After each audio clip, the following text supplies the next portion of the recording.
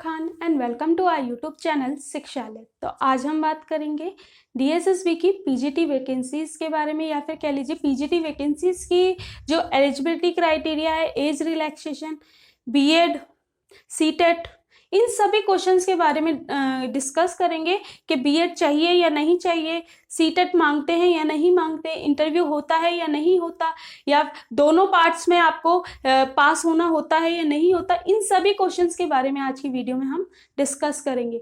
और डिस्कस करेंगे बीएड वालों के लिए कि जिन बच्चों के पास बीएड नहीं है तो उन्हें क्या क्या कैटेगरी फुलफिल करनी होती है। ठीक है, कौन कौन सी कैटेगरी फुलफिल करनी होती है इसके बारे में। क्योंकि काफी बच्चे इसी चीज को लेकर कंफ्यूज हैं कि जिनके पास बीएड नहीं है लेकिन मास्टर डिग्री है, लेकिन उस पे भी कई कंडीशंस लगी हुई हैं। तो उन कंडीशंस को आप जरूर ध्यान से देखिएगा। क्योंकि कई बच्चे इन्हीं चीजों को लेकर कंफ्यूज हैं कि वो बीएड कब तक कर सकते हैं, या रेगुलर कर सकते हैं, या कॉरेस्पॉन्डेंस कर सकते हैं। आज की वीडियो में मैं आपके सारे डाउट्स को क्लियर करूंगी और कोशिश यही की जाएगी कि आपको सारी इंफॉर्मेशन दी जाए। लेकिन अगर कुछ मुझसे छूटता है तो प्लीज आप कमेंट बॉक्स में कमेंट कीजिएगा। मैं आपके सारे डाउट्स को क्लियर करने की कोशिश करूंगी और तुरंत की तुरंत आपको रिस्पॉन्स देने की कोशिश करूंगी। चलिए तो शुरू करते हैं अपनी वीडियो को। वीडियो शुरू करने से पहले आपसे रिक्वेस्ट है कि अगर आप चैनल पे नए हैं तो प्लीज चैनल को सब्सक्राइब भी कीजिए और बेल आइकन को प्रेस भी कीजिए ताकि आने वाली हर अपडेट आप तक पहुंच सके। डीएसएसबी या फिर केवीएस या फिर जितने भी टीचिंग एग्जाम्स होते हैं उन्हीं से रिलेटेड हमारे चैनल पे आपको बहुत यूजफुल इंफॉर्मेशन मिलती रहती है। तो इसलिए आपसे रिक्वेस्ट है कि चैनल को सब्सक्राइब जरूर कीजिएगा और वीडियो को लाइक एंड शेयर जरूर करें, क्योंकि बहुत यूजफुल इंफॉर्मेशन आपके लिए ये होने वाली है। चलिए तो बात करते हैं सबसे पहले एलिजिबिलिटी क्राइटेरिया के बारे में। तो देखिए, सबसे पहला जो एलिजिबिलिटी क्राइटेरिया है वो आपके पास master degree plus 2 year degree, 2 years BEd की डिग्री या फिर डिप्लोमा कोई भी आपके पास होना चाहिए। ठीक है, तो पहली कंडीशन क्या हो गई एलिजिबिलिटी की कि आपके पास मास्टर डिग्री होनी चाहिए प्लस बीएड या फिर कोई भी डिप्लोमा आपके पास होना चाहिए। तो ये आप अपनी वैकेंसी के लिए एलिजिबल हो, पीजीटी टीचर के लिए आप एलिजिबल हो। अब दूसरी कंडीशन और तीसरी कंडीशन में इसमें काफी बच्चे कंफ्यूज रहते हैं, तो आज की वीडियो में आपको मैं सारा क्लियर करूंगी। दूसरी कंडीशन आपकी है कि आपके पास बीएड नहीं है लेकिन 12th plus graduation plus PG. ठीक है, 12th में, ग्रेजुएशन में, पीजी में आपकी फर्स्ट डिवीजन यानी कि 60% मार्क्स आपके होने चाहिए, तभी आप एलिजिबल हो। यहाँ पर 59 वाला भी एलिजिबल नहीं होगा।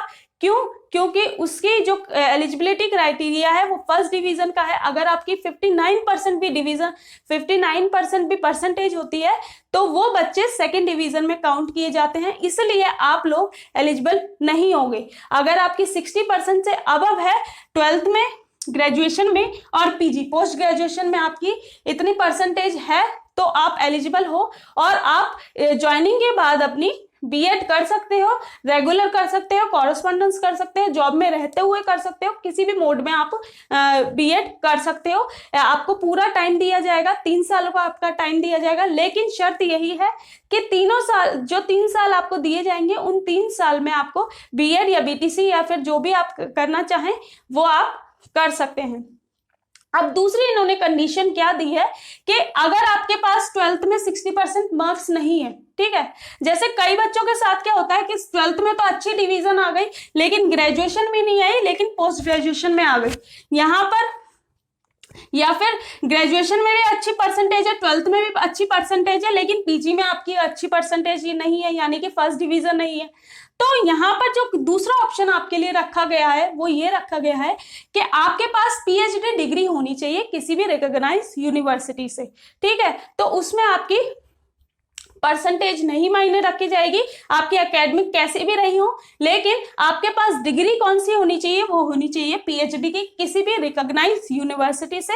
और फिर अगर आपकी जॉब लग जाती है तो सेम प्रोसेस, आपको 3 साल मिलेंगे अपना बीएड कंप्लीट करने के लिए और आप किसी भी मोड में बीएड को अपने कंप्लीट कर सकते हो।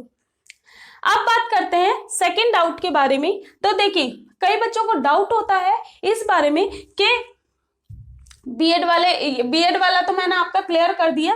तो कई बच्चों का होता है, वो पूछते हैं कि सीटेट या फिर कोई अदर टेट, ठीक है।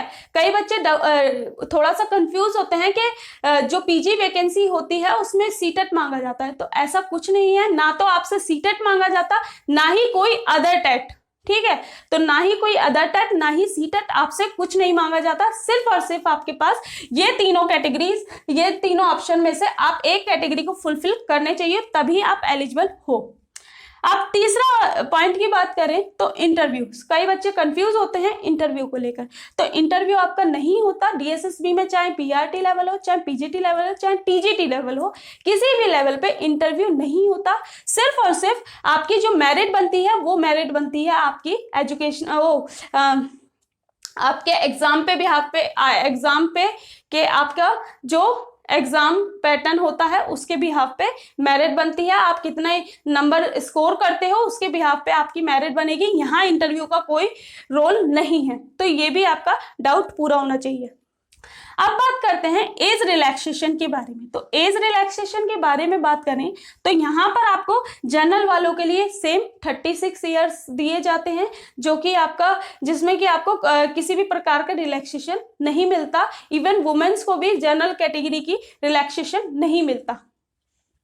दूसरी बात करें ओबीसी वालों के बारे में, तो ओबीसी ऑब्वियस सी बात है, यहाँ ये स्टेट गवर्नमेंट की जॉब है, तो यहाँ पर ये जो ओबीसी कैटेगरी जो होगी वो यहाँ पर स्टेट गवर्नमेंट की ही होगी। यानी कि जिन बच्चों के पास स्टेट गवर्नमेंट का ओबीसी का सर्टिफिकेट है, यानी कि दिल्ली का ओबीसी सर्टिफिकेट है, वही यहाँ पर ओबीसी कैटेगरी में काउंट किए जाएंगे। यानी कि अदर स्टेट वाले जो बच्चे होंगे वो यहाँ जनरल कैटेगरी में काउंट होंगे। अब बात कर लेते हैं एससी एसटी। तो एससी एसटी वाले, इन्हें रिलैक्सेशन मिलता है, चाहे आप कहीं से भी बिलोंग करते हो, चाहे अदर स्टेट से बिलोंग करते हो, चाहे दिल्ली से बिलोंग करते होते हो, तो आपको जो रिलैक्सेशन मिलता है वो 5 ईयर्स का मिलता है। यानी कि 30 ईयर्स तक, वो 36 से आप 41 ईयर्स तक आपका एलिजिबिलिटी होती है, ठीक है। 41 ईयर्स तक आप एलिजिबल होते हो टीचर बनने के लिए, पीजीटी।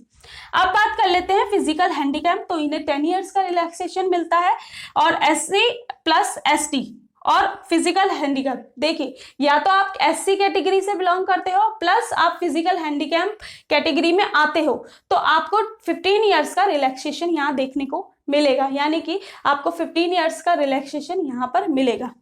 दूसरा, यहाँ पर OBC plus physical handicap, OBC हो और फिजिकल हैंडीकैप की कैटेगरी में आते हो, तो यहाँ आपको 13 ईयर्स का रिलैक्सेशन देखने को मिलता है।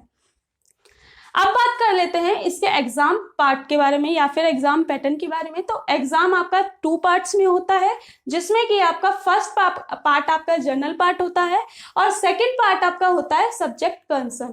तो जनरल पार्ट में आपका कौन कौन से सब्जेक्ट होते हैं? पहला होता है रीजनिंग जो 20 मार्क्स का होगा, दूसरा होता है मैथ्स जो भी 20 मार्क्स का होगा, जीए ये भी 20, इंग्लिश 20 और हिंदी भी आपका 20 मार्क्स का। अगर इससे रिलेटेड आपको वीडियो देखनी हो तो मैंने पूरा सिलेबस आपका करवा रखा है टॉपिक वाइज, आप देख लीजिएगा, जिसमें कि मैंने आपको पूरा सिलेबस बता रखा है कि कौन से सब्जेक्ट में कौन कौन से टॉपिक आते हैं, ठीक है। और अगर आपको पूरा मेरिट का प्रोसेस देखना हो, सिलेक्शन प्रोसेस, तो उसकी भी वीडियो मैं आपको आई बटन में दे दूंगी, जिससे कि आपको थोड़ी सी कंफ्यूजन दूर होगी। और अगर आपको कोई सी भी प्रकार की कंफ्यूजन होती है तो आप कमेंट बॉक्स में कमेंट कीजिएगा।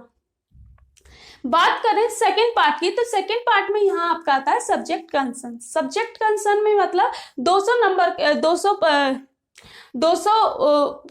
नंबर का ये पार्ट होता है, यानी कि 200 ही क्वेश्चन होते हैं इसमें आपके सब्जेक्ट कंसर्न में।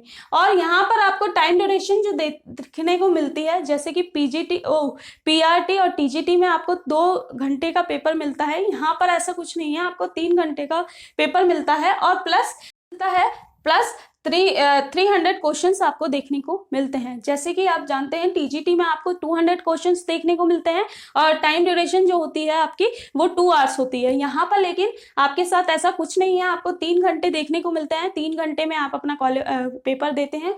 दूसरा, आपको 300 क्वेश्चंस आपके एग्जाम में होते हैं। यानी कि जैसे आप जानते ही हैं कि पीआरटी टीचर के लिए आपको 40% जनरल मार्क्स में से लाने होते हैं, ठीक है, और 40% ही आपको सब्जेक्ट कंसर्न में से लाने होते हैं। यानी कि दोनों में ही क्वालिफाई करना होता है। लेकिन और टीजीटी में भी सेम प्रोसेस आपको देखने को मिलता है, ट्रेन ग्रेजुएट टीचर, ठीक है। तो सेम सिनेरियो आपको टीजीटी में भी देखने को मिलता है। लेकिन अगर हम बात करें पीजीटी टीचर के बारे में, तो पीजीटी टीचर में आपको कोई जरूरी नहीं है कि आप फर्स्ट पार्ट क्लियर करें, ठीक है। अगर आपका फर्स्ट पार्ट इतना ज्यादा स्ट्रांग नहीं है तो जरूरी नहीं है, बस आपके 40% मार्क्स होने चाहिए 300 में से। 40% मार्क्स किसमें से होने चाहिए? आपके 300 में से आपके 40% मार्क्स होने चाहिए, तभी आप क्वालिफाई करते हो। और उसके बाद आपकी जो भी मेरिट बने उसके हिसाब से आपको आपका नाम आता है, ठीक है। देखिए, जैसे कि मैंने आपको बता दिया कि फर्स्ट पार्ट में पास होना कोई जरूरी नहीं है, लेकिन मेरी आपसे यही सलाह रहेगी कि आप फर्स्ट पार्ट की भी तैयारी उसी तरीके से करें जिस तरीके से आप सेकंड पार्ट की करते हैं। क्यों? क्योंकि सेकंड पार्ट बहुत ज्यादा आपको अच्छा खासा देखने को मिलता है। यहाँ पर आपको 12th लेवल के 12th में आपके 12th का सिलेबस भी मिलेगा, ग्रेजुएशन का भी मिलेगा, पोस्ट ग्रेजुएशन का भी मिलेगा। तो मेरी सलाह आपसे यही रहेगी कि इस पार्ट को तो आप कर ही रहे हो, लेकिन इस पार्ट पे भी उतना ही फोकस करें। ये ना देखें कि इसमें पास होना जरूरी नहीं है तो इसकी तैयारी अच्छे से नहीं करें, इस पे भी उतना ही फोकस दें। क्यों? क्योंकि कट ऑफ में आपका ये पार्ट बहुत ज्यादा मायने रखेगा, ठीक है। कट ऑफ जो जाएगी आपकी सब्जेक्ट कंसर्न में, तो आपको जो भी आपको महारत हासिल हो वो अलग बात है, लेकिन फर्स्ट पार्ट आपको उतना ही इंपॉर्टेंट आपके लिए होना चाहिए है। वैसे तो देखा जाए तो इतना ज्यादा इंपॉर्टेंट नहीं समझा जाता बच्चों के थ्रू, लेकिन फिर भी आपके लिए बहुत ज्यादा इंपॉर्टेंट रोल प्ले करेगा कट ऑफ में, ठीक है। और बात करें सब्जेक्ट कंसर्न के बारे में, तो देखिए यहां पर आप एक ट्रिक आजमा सकते हैं। यहां पर जैसे कि आपको 12th, ठीक है, 12th ग्रेजुएशन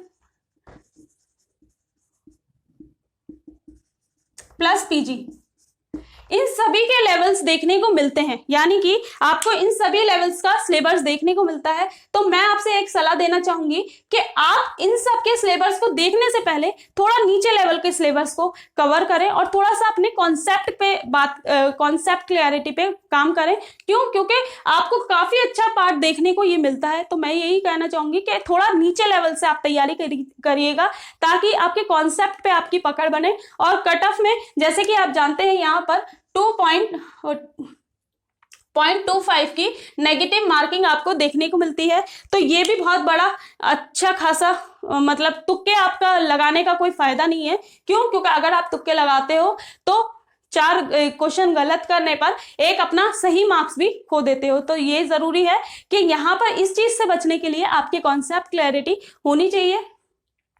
और अगर आपको अब तो ये आपकी वीडियो खत्म हो चुकी है, अगर आपको ये वीडियो अच्छी लगी हो तो प्लीज लाइक एंड शेयर करें। और अगर आपको कोई भी चीज में किसी भी प्रकार का कोई भी डाउट हो तो प्लीज कमेंट बॉक्स में कमेंट कीजिएगा एज सून एज पॉसिबल। मैं कोशिश करूंगी कि आपके सारे डाउट्स को क्लियर किया जाए और आपकी सारी क्वेरीज को पूरा किया जाए। Thank you for watching my video. और अभी तक अगर आपने चैनल को सब्सक्राइब नहीं किया है तो प्लीज चैनल को सब्सक्राइब कीजिएगा और बेल आइकन को प्रेस भी कीजिएगा, ताकि ऐसे ही यूजफुल वीडियोज आपको मिलते रहे।